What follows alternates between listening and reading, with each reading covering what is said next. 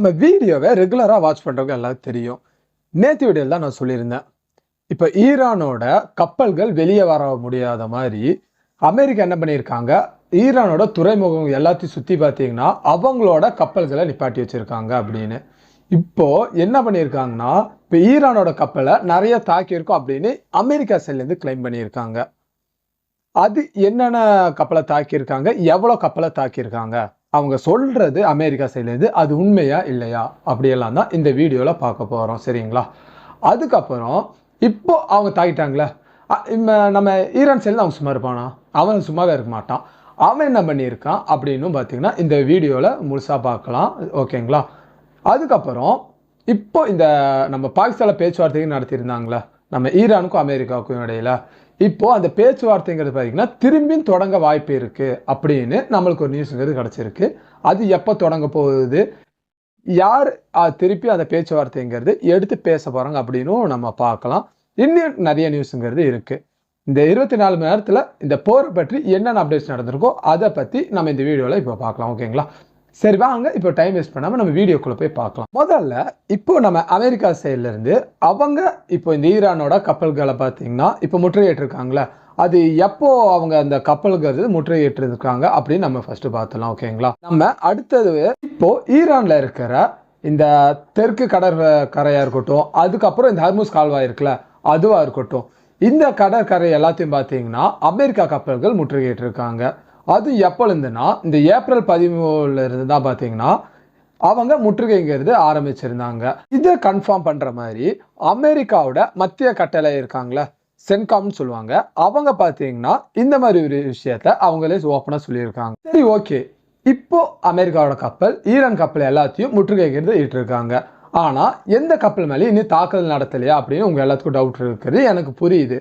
ஆனா நம்ம சென்காம்ல இருந்து அவங்க என்ன சொல்லியிருக்காங்கன்னா, இது வரைக்கும் 8 ஈரானிய எண்ணெய் கப்பல்களை பார்த்தீங்கன்னா நாங்க தடுத்து நிப்பாட்டி இருக்கோம். கடந்த 24 மணி நேரத்துல எந்த கப்பல்களும் பார்த்தீங்கன்னா எங்க முற்றுகை இப்போ நாங்க ஒரு பார்டருங்கிறது போட்டிருக்கோம்ல, அந்த பார்டரை உடைச்சு எந்த கப்பலும் போல அப்படின்னு நம்ம சென்காம்ல இருந்து பார்த்தீங்கன்னா அவங்க அபிஷியலா சொல்லியிருக்காங்க. அமெரிக்கா சைட்ல இருந்து அமெரிக்கா இந்த மாதிரி ஒரு விஷயம் சொல்லியிருக்காங்க. அது உண்மையா இல்ல பொய்யான்னு நம்மளுக்கு தெரியல. ஆனா நம்ம பிசிசிஐ நம்மளுக்கு எல்லாம் தெரிஞ்ச ஒரு ஃபேமஸான ஒரு பத்திரிகை நிறுவனம் அது. அவங்க நடத்திய ஆய்வில் அவங்க என்ன சொல்லியிருக்காங்கன்னா, இந்த முற்றுகை தொடங்குச்சுல, அதுல இருந்தே பார்த்தீங்கன்னா இது வரைக்கும் நம்ம ஈரான்ல இருந்து அந்த முற்றுகையை தாண்டி பார்த்தீங்கன்னா ஒரு 7 கப்பலுங்கிறது இந்த நீரிணையை பார்த்தீங்கன்னா கடந்து போயிருக்கு அப்படின்னு அவங்க நடத்தின ஆய்வுல அவங்க சொல்லியிருக்காங்க. அமெரிக்கா மட்டும்தான் ஈரானோட துறைமுகங்களை டார்கெட் பண்ணிட்டு இருக்காங்களா, ஈரான் என்ன பண்ணிட்டு இருக்காங்க அப்படின்னு கொஞ்சம் பேருக்கு பார்த்தீங்கன்னா டவுட்டுங்கிறது வரும். அதுக்கு ஈரான் பார்த்தீங்கன்னா ஒரு பெரிய பதில் அப்படிங்கிறதே சொல்லியிருக்காங்க. அவங்க என்ன சொல்லியிருக்காங்கன்னா, ஈரானோட துறைமுகங்களை பார்த்தீங்கன்னா தாக்கப்பட்டா இந்த பரிசிரா இந்த வளைகுடா நாடுகள் இருக்குல்ல, எதுனா நம்ம ஓமன், அதுக்கப்புறம் நிறைய நாடுகள் இருக்கு. இந்த நாடுல இருக்கிற அவங்க கடற்கரையில இருக்கும்ல அந்த துறைமுகங்கள் எல்லாத்தையும் பார்த்தீங்கன்னா நாங்க குறி வைப்போம் அப்படின்னு பார்த்தீங்கன்னா ஒரு எச்சரிக்கைங்க கொடுத்துருக்காங்க. ஒரு படத்துல ரமணா படத்துல சொல்லுவாங்க பார்த்தீங்கன்னா, இங்க அடிச்சு அங்க வலிக்கும் அப்படின்னு. அந்த மாதிரி தான் இந்த வளைகுடா நாடுகளை நம்ம ஈரானை இப்போ டார்கெட் பண்ணியிருக்காங்க அப்படின்னு நம்மளுக்கு அமெரிக்காவுக்கு தெரிஞ்சிட்டாலே அவங்க பார்த்தீங்கன்னா பேக் அடிக்கிறது நிறைய வாய்ப்புங்கிறது இருக்கு. சரி, இப்போ இந்த போருங்கிறது திருப்பி ஸ்டார்ட் ஆச்சு. அந்த பேச்சுவார்த்தை ஃபர்ஸ்ட் நடந்து முடிஞ்சிருச்சு. திருப்பி அந்த பேச்சுவார்த்தை நடக்கிறதுக்கு வாய்ப்பு இருக்கா அப்படின்னு கொஞ்சம் பேர் கேட்டுட்டு இருந்தாங்க. ஆனா நம்ம அஃபிஷியல் நம்மளுக்கு கிடைச்ச நியூஸ்ல இப்போ என்ன நம்மளுக்கு சொல்லியிருக்காங்கன்னா, இவங்க 2 நாடுகளுக்கும் இப்போ நம்ம அமெரிக்காவுக்கும் ஈரானுக்கும் இடையிலான பேச்சுவார்த்தைங்கிறது திரும்பி நடக்கிறதுக்கு நிறைய வாய்ப்புங்கிறது இருக்கு அப்படின்னு நம்மளுக்கு சொல்லியிருக்காங்க. அது எதனால எப்போ நடக்க போகுது அப்படின்னு நான் பார்த்தீங்கன்னா உங்களுக்கு இப்போ தெளிவாக சொல்றேன். ஏன் செல்லுன்னு கேட்டிங்கன்னா, இந்த பிரச்சனைங்கிறது நான் அவங்க பேச்சுவார்த்தைங்கிறது நல்லா தான் போயிட்டு இருந்துச்சு.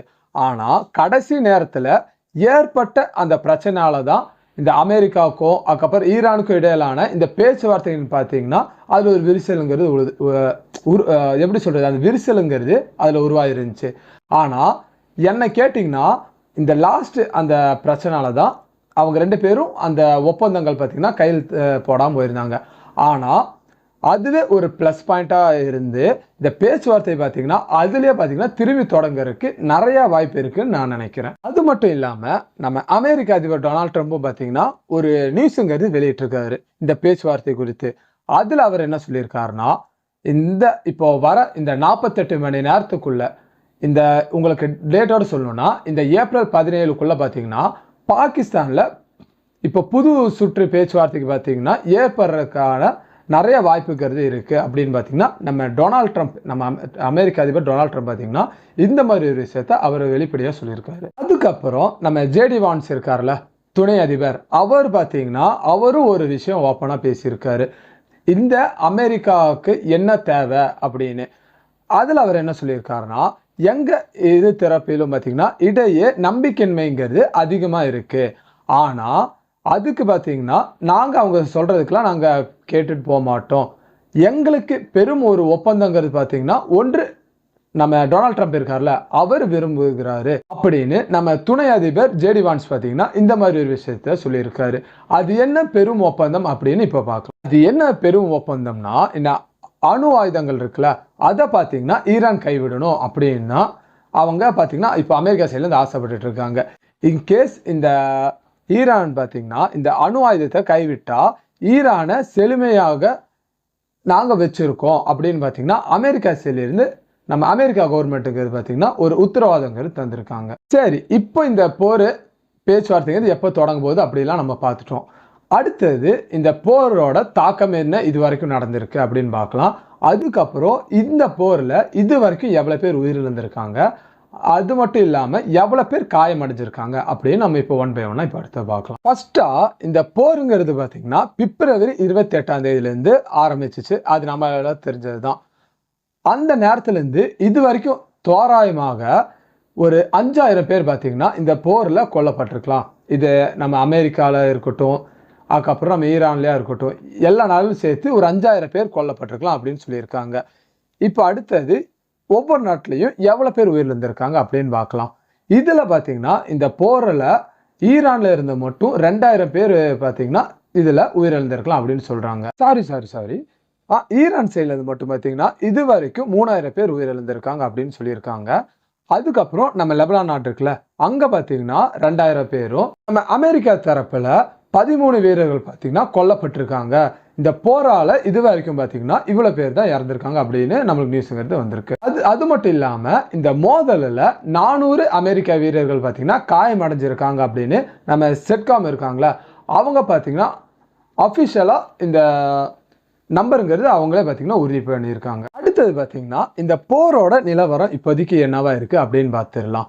நம்ம அமெரிக்கா சைட்லேருந்து அவங்க என்ன சொல்கிறாங்கன்னா, இந்த போருங்கிறது பார்த்தீங்கன்னா இந்த அணு ஆயுத திட்டத்தை பார்த்தீங்கன்னா அவங்க ஈரான் சைடில் நிறுத்துற வரைக்கும் இந்த தாக்குதலுங்கிறது தொடர்ந்து தான் இருக்கும் அப்படின்னு நம்ம டொனால்ட் ட்ரம்ப் பார்த்தீங்கன்னா அவர் சொல்லியிருக்காரு. அது மட்டும் இல்லாமல் அதே நேரத்தில் இந்த போரோட முடிவுங்கிறது பார்த்தீங்கன்னா மிக அருகில் வந்து விட்டது அப்படின்னு பார்த்தீங்கன்னா நம்ம டொனால்ட் ட்ரம்ப் சொல்லியிருக்காரு. அடுத்தது லாஸ்ட்டாக பார்த்தீங்கன்னா இந்த போரை பற்றின இன்னும் கொஞ்சம் சில அப்டேட்ஸ்லாம் இருக்குது.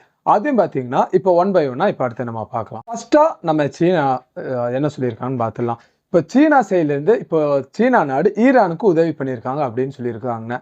எந்த மாதிரி ஒரு உதவினா, சீனாவோட உளவு செயற்கைக்கோள் இருக்குல்ல அது பார்த்தீங்கன்னா நம்ம ஈரானோட புரட்சிகர காவல் படைக்கு அதை பார்த்தீங்கன்னா IRGCன்னு சொல்லுவாங்க.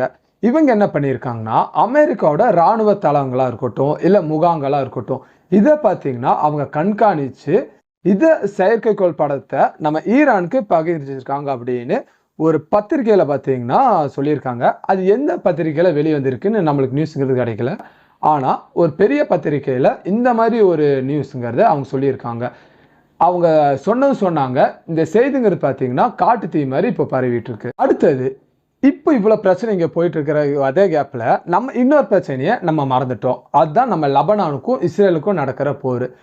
இப்போ இந்த அமெரிக்காவுக்கும் ஈரானுக்கும் இந்த பேச்சுவார்த்தைன்னு போயிட்டு இருக்குல்ல, இதே மாதிரி நம்ம இஸ்ரேலுக்கும் நம்ம லெபனானுக்கும் பார்த்தீங்கன்னா பேச்சுவார்த்தைங்கிறது போயிட்டு இருக்கு. இது எங்கே போயிட்டு இருக்குன்னா நம்ம வாஷிங்டன் இருக்குல்ல அங்கே பார்த்தீங்கன்னா இப்போவே இந்த நேரடி பேச்சுவார்த்தையில் பார்த்தீங்கன்னா இந்த 2 நாடுகளும் இப்போ ஈடுபட்டு இருக்காங்க. இந்த பேச்சுவார்த்தைங்கிறது இந்த 2 நாடுகளுக்கு இடையில ரொம்ப வருஷத்துக்கு அப்புறம் பார்த்தீங்கன்னா இந்த பேச்சுவார்த்தைங்கிறது இப்போதான் நடந்துட்டு இருக்கு. இது எல்லாம் தான் இந்த 24 மணி நேரத்தில் இந்த போரை பற்றின அப்டேட்ஸ். இப்போ என்னோட சைட்ல இருந்து என்னோட நிலைப்பாடு என்ன, இப்போ எப்படி சொல்றேன் சொன்னதை பார்த்தீங்கன்னா நான் இப்போ சுருக்கியும் என்னோட பாயிண்ட் ஆஃப் வியூல நான் உங்களுக்கு சொல்றேன். ஓகேங்களா? இப்போ தான் இந்த 2 பேர்த்துக்கும் பார்த்தீங்கன்னா ஒரு பேச்சுவார்த்தைங்கிறது இப்போ செகண்ட் டைமாக இப்போ பேசுறதுக்கு இப்போ 2 நாடும் ஓகேன்னு சொல்லியிருக்காங்க. ஆனால் நம்ம அமெரிக்கா சைடில் இருந்து அவங்க பார்த்தீங்கன்னா இப்போ இந்த கப்பலை இந்த முற்றுகையிட இருக்கட்டும் இதை வச்ச பார்த்தீங்கன்னா இந்த சூழலுங்கிறத பதட்டமாக்கிட்டு இருக்காங்கன்னு நான் நினைக்கிறேன். இது பார்த்தீங்கன்னா என்னோட கருத்து. உங்களோட கருத்து என்ன? இந்த போரை பற்றின உங்களோட கருத்து என்ன? இப்போ யார் மேலே தப்பு இருக்குது அப்படிங்கிறத கீழே இருக்க கமெண்ட்ஸில் உங்களோட தாட் என்ன இருக்குது அப்படிங்கிறத நீங்கள் சொல்லிட்டு போங்க. ஓகேங்களா? அதுக்கப்புறம் நம்ம சேனலை இப்போ நீங்கள் ஃபஸ்ட் டைம் பார்க்குறீங்கன்னா சப்ஸ்கிரைப் பண்ணி வச்சுக்கோங்க. அதுக்கப்புறம் இந்த வீடியோவை இவ்வளோ நேரம் பார்த்துருந்தீங்கன்னா லைக்குங்களும் பண்ணிக்கோங்க. ஓகேங்களா? உங்களை இன்னொரு வீடியோவில் நான் மீட் பண்ணுறேன். தேங்க்யூ.